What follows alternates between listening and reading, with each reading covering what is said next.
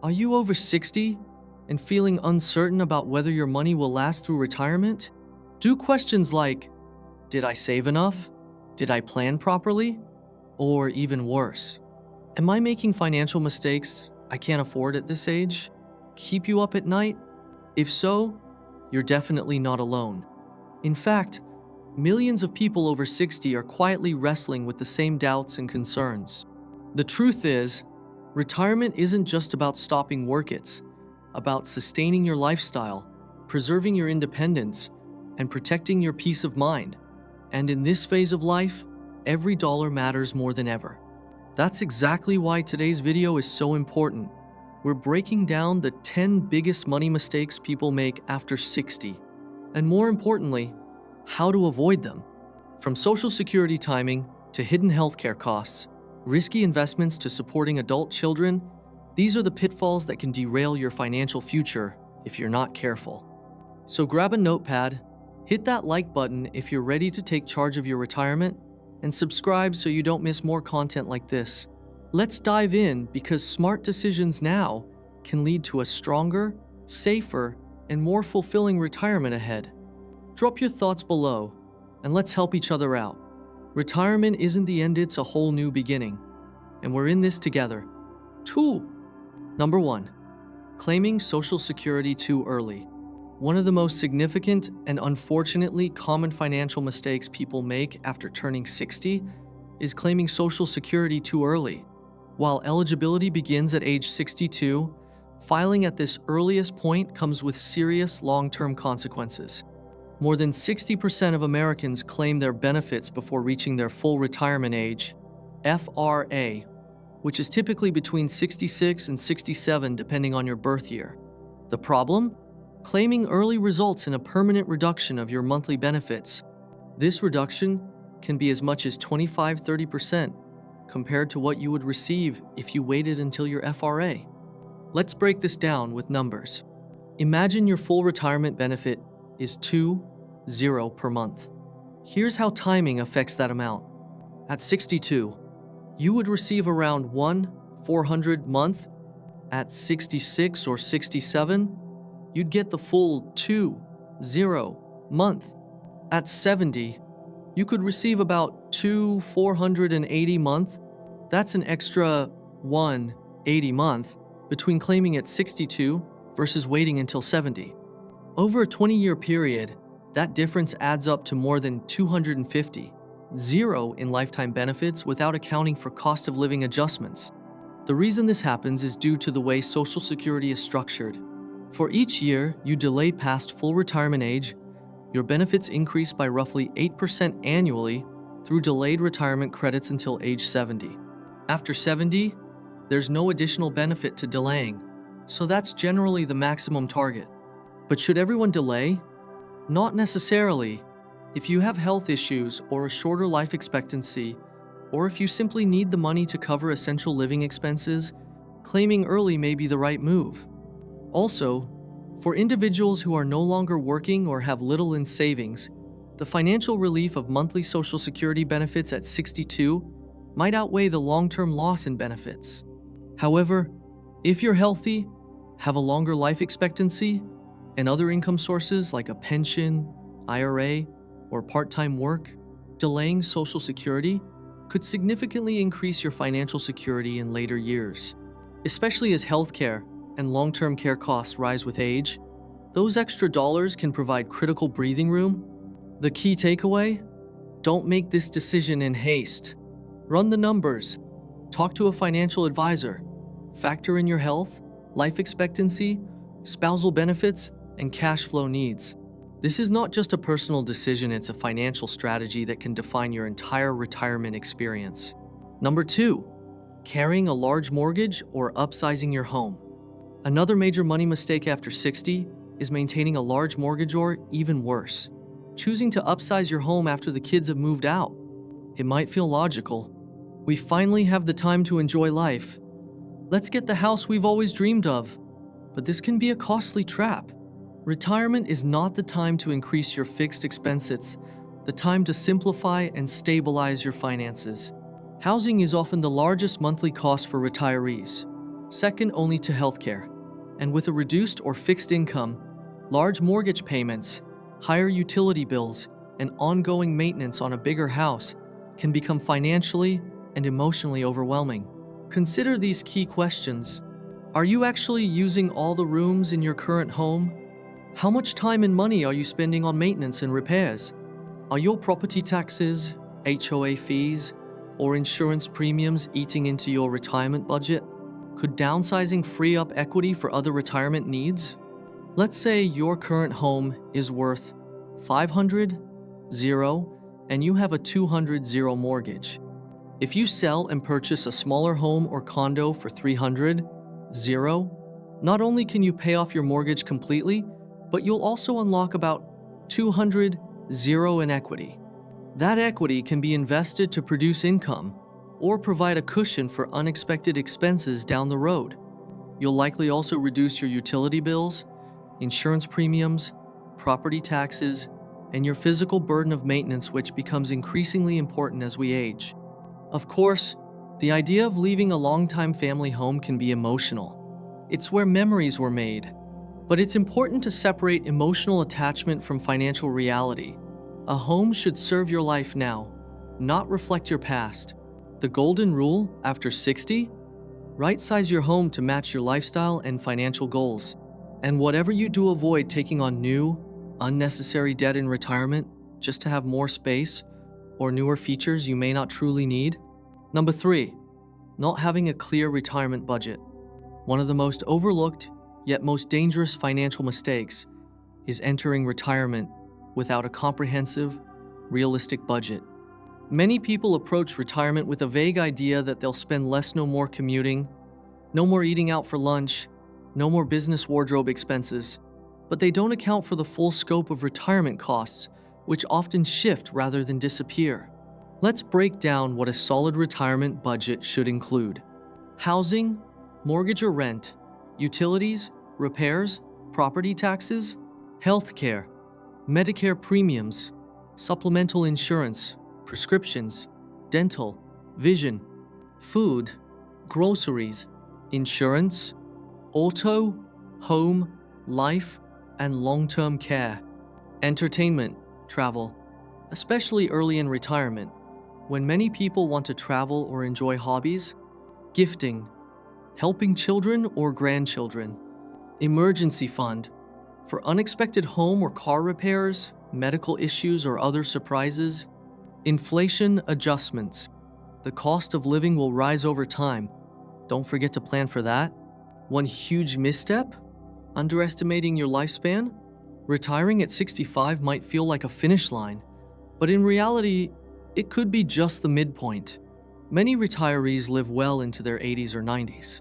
That's 20 to 30 years of managing cash flow, covering healthcare costs, and stretching your savings. Another common issue is treating retirement as one static financial phase. But in reality, retirement has 3 stages. 1. Go-go years, 65-75. More spending, travel, hobbies. 2. Slow-go years, 75-85. Moderate spending, more time at home. 3. No-go years, 85 Gion. Increased medical costs, reduced mobility, possibly long-term care. Each phase has different financial implications. A good budget is flexible enough to shift as your needs evolve. Your retirement budget is not just a spreadsheet, it's your roadmap to peace of mind. It tells you whether you're on track, when you might need to tighten up, and how long your money may last. And don't just create a budget once and forget it. Review it annually, or when there's a major life change.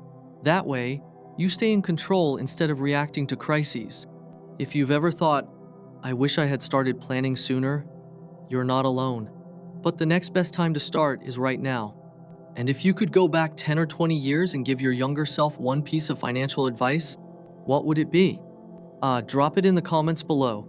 You never know who might read it and be inspired to make smarter choices today. Let's help each other and the next generation retire with more clarity, confidence, and freedom. Number Patru. Underestimating healthcare costs. Healthcare is one of the most underestimated and financially devastating costs in retirement. Many people assume that once they hit 65 and qualify for Medicare, their healthcare needs are taken care of. Unfortunately, that's a costly misconception. Here's the reality. Medicare does not cover everything. In fact, you'll still be responsible for paying several out-of-pocket costs, including monthly premiums. Medicare Part B alone costs most people over $170 a month. Annual deductibles and copays. Prescription drugs, Part D or Medicare Advantage plans. Dental, vision, and hearing services, which are not covered under original Medicare. Long-term care, which is often the biggest expense and is typically not covered at all. According to a 2024 Fidelity estimate, the average retired couple age 65 will need over $315 in today's dollars to cover healthcare expenses throughout retirement. And that doesn't even include long-term care. So, what can you do to prepare? Evaluate your healthcare strategy. 1.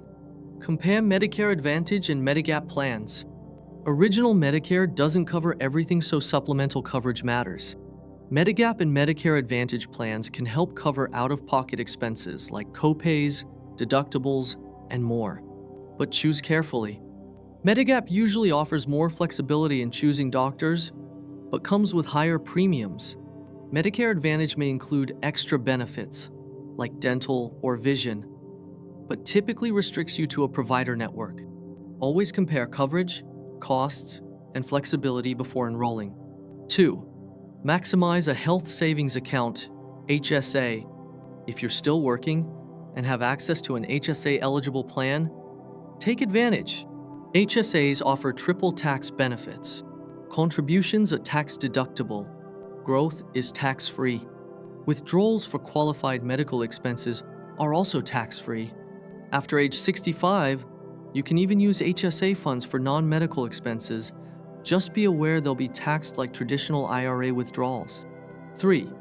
Plan early for long-term care. Long-term care like assisted living or home health ADCIS, one of the most expensive parts of aging. Long-term care insurance can shield your retirement savings from these costs. Policies are usually more affordable if you buy in your late 50s or early 60s. Don't wait until your health declines by then. It may be too late to qualify or too expensive to afford. Rising healthcare costs can drain your savings faster than almost anything else. Build them into your retirement plan now and review your strategy each year as your health and insurance needs evolve. Invest with balance, not emotion. Investing after age 60 requires walking a fine line between preserving capital and maintaining growth. Some retirees get scared and shift everything into ultra-safe assets like cash or short-term bonds. While that reduces short-term volatility, it exposes you to inflation, risk meaning your money quietly loses value over time. Others swing the opposite direction, especially if they're behind on savings chasing risky assets like penny stocks, crypto, or complex derivatives. That strategy might pay off for a 25-year-old, not someone relying on that money for groceries and medical bills. The smarter path? Diversify intentionally. Stable income assets, bonds, CDs, annuities, and dividend-paying stocks. Growth assets, stock market investments, like index funds or ETFs, to help keep pace with inflation. Cash reserves. Keep 6-12 months of living expenses in a liquid, low-risk account for emergencies. The right balance depends on your unique situation, income sources, spending needs, and personal risk tolerance. If you're not sure where to start, consult a fiduciary financial advisor, someone legally required to put your best interests first. They can help you build a strategy tailored to both your security today and growth tomorrow. Remember, retirement doesn't mean you stop investing, it means you invest smarter. Say goodbye to high-interest debt. Carrying debt into retirement is like climbing a hill with a weighted vest. It slows you down and makes every step harder. The most damaging kind? High-interest consumer debt, especially credit cards. Just 1-10-0 balance at 20% interest can cost you $20 a year. That's money that could go toward enjoying life, not enriching a bank. Common debt to eliminate before or during retirement. Credit card balances, payday or personal loans, high-interest car loans, home equity loans used for non-essentials. If you're still working, prioritize aggressive debt payoff before you stop earning full-time income. If you're already retired, look into refinancing at a lower rate. Consolidate multiple debts into a manageable plan. Trim spending temporarily to accelerate payoff. What about mortgages? It depends. If you have a low-interest mortgage and enough income, keeping it might be fine, especially if your investments are growing. But if it's putting pressure on your budget, downsizing or paying it off early could give you lasting relief. The rule is simple. Every dollar paid toward debt is a dollar you can't spend on yourself. Eliminating debt equals more financial freedom, more peace of mind. What's your financial priority? Sohat's your biggest focus right now? Paying down debt? Protecting your investments? Budgeting for healthcare? Drop your thoughts in the comments. You might be surprised how many people are in the same boat, and your story could help someone else take the next step. Let's retire smarter. Together. Number 7. Financially supporting adult children too much. Let's be honest, this one hits close to home for many. As a parent, you want your children to succeed. You've watched them grow, you've supported their dreams, and you've likely sacrificed along the way. So when they hit a rough patch, whether it's job loss, student loan debt, or divorce, it's natural to want to step in and help. But here's the tough truth. You can't fund 2 retirements. What starts as just covering their rent for a few months or helping with the down payment can quickly snowball. Many retirees find themselves giving thousands, sometimes tens of thousands, to adult children money they'll never get back. This can threaten your retirement in serious ways. Ask yourself, am I dipping into retirement accounts to help them? Have I delayed downsizing or traveling because I'm helping support them? Do I feel guilt or pressure to keep saying yes? It's time to flip the script. Supporting adult children doesn't mean enabling dependency. In fact, one of the most powerful gifts you can give them is the example of setting firm, healthy financial boundaries. Instead of handing out money, offer financial coaching or help them create a budget. Guide them to explore career advancement, education, or side income opportunities. Help them apply for housing assistance, debt consolidation, or financial aid. Most importantly, prioritize your long-term security. Your children will be grateful you're not a financial burden to them later. Remember, you can take out a loan for college, but not for retirement. Number 8. Not updating estate plans and beneficiaries. Estate planning isn't just for the ultra-wealthy. It's for everyone who wants to protect their family, assets, and wishes. Too often, people over 60 either don't have a planner, have one that hasn't been updated in years. Life changes, marriages, divorces, grandchildren, relocations, and if your documents don't reflect those changes, it can cause confusion, conflict, or court battles when you're gone. At minimum, you need these 4 key estate documents. 1. A will. Determines who gets what and appoints a guardian for minor children, if needed. 2. A healthcare directive. Also known as a living will, it lays out your medical wishes in case you can't speak for yourself. 3. Durable power of attorney. Lets someone you trust make financial decisions on your behalf. 4. Updated beneficiaries. For retirement accounts, life insurance, and payable on death bank accounts. One common and costly mistake: not updating beneficiary designations. These override your will, so if your ex-spouse is still listed, they could inherit your 401k. Scary, right? Protect your legacy. Set a calendar reminder to review and update your estate documents at least once a year or after any major life change. It's not just about money, it's about honoring your wishes and protecting your loved ones when they need it most. Number 9. Ignoring required minimum distributions, RMDs. If you have traditional IRAs or 401ks, the IRS wants to make sure you eventually pay taxes on those funds. That's where RMDs, or required minimum distributions, come in.